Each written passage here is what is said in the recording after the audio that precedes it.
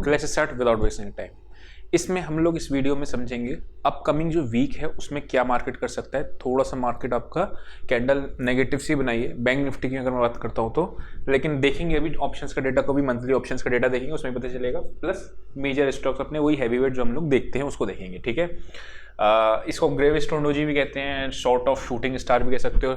Main चीज़ क्या है, top पे बना है ना, ये टॉप पे बनता है थोड़ा सा इस तरीके से, ये नेगेटिव है, वीकली है, याद रखना। इंट्राडे की आपको अलग है, जो मंडे की एनालिसिस है वो अलग है, वीक में पूरे क्या हो सकता है वो है। ठीक है, ये तो आपकी एनगल्फिंग कैंडल होगी। ठीक, ये आप देखोगे अगर स्विंग हाई पे आपका शूटिंग स्टार ये डोजी बनती है। बेसिकली डोजी कैंडल का अब नाम सोच छोड़ दो क्या है क्या नहीं, बायर्स और सेलर्स के पॉइंट ऑफ व्यू से समझो कि यहाँ पे एक मार्केट में एक ब्रेकआउट आया था। ठीक है, ये आपका एक कंसोलिडेट किया, इस पे ब्रेकआउट दिया, मार्केट में अच्छा मूव मिला, मतलब 1000 पॉइंट के आसपास का मूव मिला।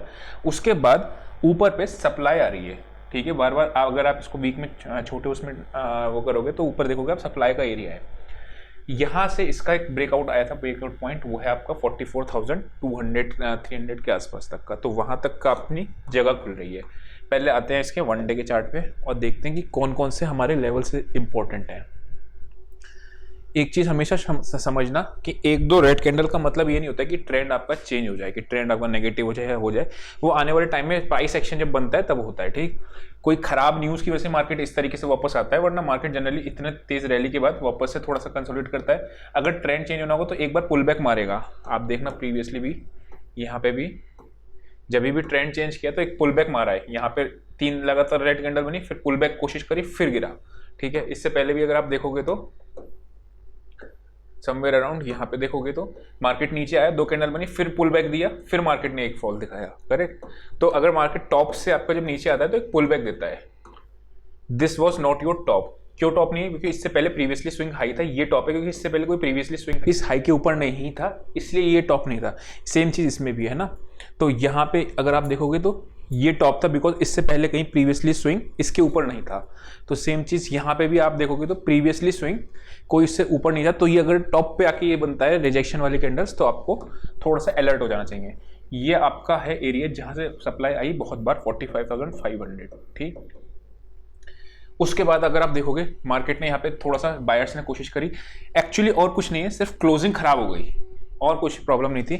क्लोजिंग इन बायर्स के पॉइंट्स के नीचे से हुई। बायर्स ने डिफेंड किया, यहाँ पे एक दिन डिफेंड किया, एक दिन यहाँ डिफेंड किया, एक दिन यहाँ डिफेंड किया, तो इस लेवल को 45,000 के 95 जो लेवल था उसको बार बार डिफेंड कर रहा था मार्केट। ठीक है, लेकिन वो उसने क्लोजिंग दे दिया, तो थोड़ा सा अपने को स्ट्रक्चर वैसा हो गया है। यहाँ से गिर जाएगा, आई स्टिल डाउट कि यहाँ से इस तरीके से नीचे आ जाएगा, नहीं, मेरे हिसाब से मार्केट आपका रुकना चाहिए, मतलब अभी भी 44,400 के आसपास आपका इंपॉर्टेंट सपोर्ट एरिया। ठीक है, तो नीचे तक आपको 44,400 के आसपास तक का दिख रहा है जगह खुलती हुई, और ऊपर आपका टॉप बना हुआ है ये, मतलब ये, तो ये आपकी एक रेंज आ गई, एक रनअप दिखा है, उसके बाद आपकी रेंज आ गई। ठीक, ये सारा आपका एरिया ऑफ कंसोलिडेशन था। ठीक, इस एरिया में ये सारा आ गई मार्केट, तो अगेन आपका कंफ्यूजन शुरू हो जाएगा, क्योंकि बिकॉज यहाँ पे आपको शॉर्ट सेल फ्रेश कर नहीं पाएंगे लोग, और आपका बाइंग की साइड जाने का थोड़ा सा डरेंगे, है ना। तो अभी देखते हैं वहाँ तक आती नहीं आती, लेकिन फिलहाल के लिए हमारी रेंज क्या आ रही है चार्ट पे, अगर हम वीक की निकालें तो 44,300 के नीचे की रेंज, ऊपर आपकी 45,200। ठीक है, प्राइमा फेसी आपकी चार्ट पे आ रही है। अभी चलते हैं अपने लोग बैंक्स के, कुछ मेजर बैंक्स के एनालिसिस करते हैं, फिर निफ्टी पे आते हैं। अभी आते हैं HDFC बैंक। नाउ आपको अगर एक प्रीवियसली वीडियो याद होगी जो 2 हफ्ते पिछली लास्ट वीक ने डाली थी, उससे पहले हफ्ते में एक वीडियो डाली थी कि जब तक HDFC बैंक नहीं गिर रहे हैं हमारे को मार्केट नीचे नहीं आएगा। मतलब सारे शेयर्स गिरे हुए थे, आपको ध्यान होगा ICICI गिरा था, एक्सिस बैंक, सारे शेयर्स गिर रहे थे, लेकिन एक ये 2 बंधु टिके हुए थे, जिसकी वजह से हम लोग कह रहे थे अगर मतलब नीचे मार्केट तेजी से आएगी तो इसमें आना था। जबकि इसमें आपको ध्यान होगा समवेयर अराउंड यहाँ पे आपका एक ब्रेकआउट पॉइंट था इस कैंडल के आसपास, है ना, तो ये इसमें ब्रेकआउट पॉइंट है, तो HDFC बैंक के बिना बैंक निफ्टी ऊपर या नीचे नहीं, एक रनअप या एक बेयर ट्रेंड नहीं करती, क्योंकि वेटेज बहुत ज्यादा है।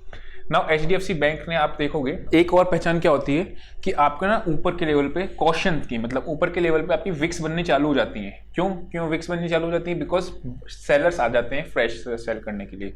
अभी आप देखोगे तो इसमें क्या हुआ, इनसाइड बार बनी, mother candle, baby candle, and इसने ब्रेक डाउन दे दिया।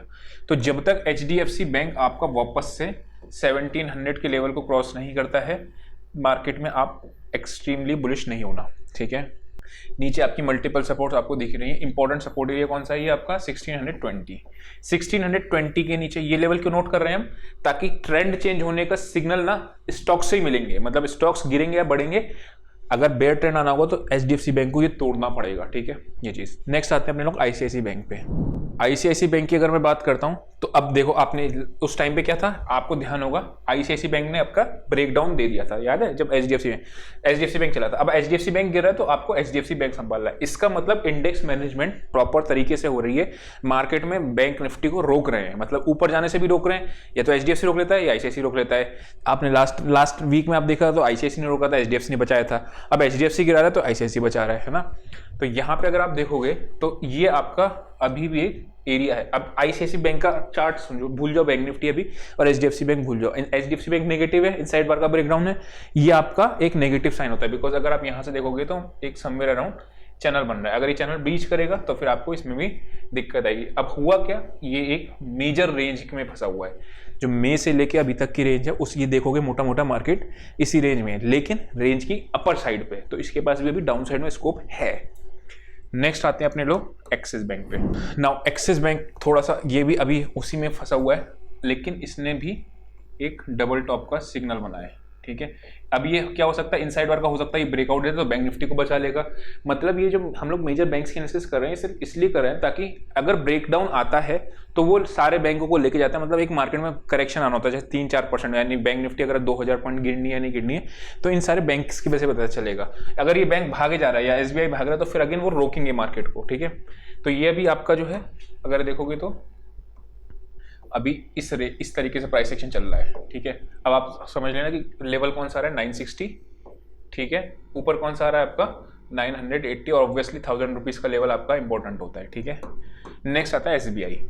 नाउ एसबीआई में क्या होता है आप ध्यान समझना, ये भी नेगेटिव था उस वीक में, जब जिस वीक में एचडीएफसी बैंक ने ब्रेकआउट दिया था तभी सारे एक तरफा बैंक थे और ये सारे एक तरफ थे। तो अभी क्या है, आईसीआईसीआई और ये एचडीएफसी थोड़ा सा वीक लग रहा है, लेकिन आप फिर एसबीआई बचा रहा है, एक्सिस बैंक देख रहा है। और इसको अगर ये वापस से आपका 600 क्रॉस करके क्लोजिंग देता है, ठीक है, क्योंकि यहाँ पे कंसोलिडेट कर रहा है, तो फिर बैंक निफ्टी में वो नहीं आएगा 2000 पॉइंट की गिरावट जो हम सोच रहे हैं, ठीक है, क्योंकि ये आपको रोक करेगा। लेकिन एचडीएफसी में नीचे का 580 एक इंपॉर्टेंट लेवल है, क्योंकि अगर ये 580 तोड़ता है, वो आपका 1620 तोड़ता है, एक्सिस बैंक आपका कौन सा था 850 के आसपास या 860 का जोन तोड़ता है, तो आपको मार्केट में फिर नेगेटिविटी दिखेगी, फिर 1000-1500 पॉइंट में बैंक निफ्टी वहां से नीचे आ सकती है। क्यों? क्योंकि बिकॉज मेजर बैंक आपके तोड़ रहे हैं, ठीक है। कोटक बैंक को मैं उतना वो नहीं करता बिकॉज वो इंट्राडे के में मूव्स तो दिखा देता है, लेकिन वो एक कोटक बैंक 2-3 साल के कंसोलिडेशन की रेंज में फंसा हुआ है, ठीक है। वो ऊपर नीचे रेंज, इंट्राडे में बैंक निफ्टी को ऊपर नीचे कर सकता है, लेकिन ट्रेंड रिवर्स को करना है या फिर वो करना है वो चीज़ नहीं करेगा, ठीक है। यहाँ से आपका एक इंपॉर्टेंट लेवल है 580, ठीक। इसमें ब्रेकआउट आ गया तो फिर अगेन बैंक निफ्टी आपका नहीं करेगी। इससे ब्रेकडाउन आया, ये सारी चीज़ें, तो ये 4 स्टॉक्स आप अपने रडार में रखना। जब भी आप अगर स्विंग को प्लान करते हो कि 5 दिन 1000 पॉइंट 1500 पॉइंट का व्यू रखते हो, उस केस में आपका 300-400 पॉइंट के एसएलबी होते हैं बैंक निफ्टी, आपको पता ही है, ठीक है। तो आई होप समझ में आया होगा। नेक्स्ट ही वीडियो में हम लोग निफ्टी के कंपोनेंट्स की बात करेंगे, निफ्टी की बात करेंगे, निफ्टी आईटी वगैरह की बात करेंगे, ठीक है। अभी के लिए इतना ही, see you next session, till then bye bye.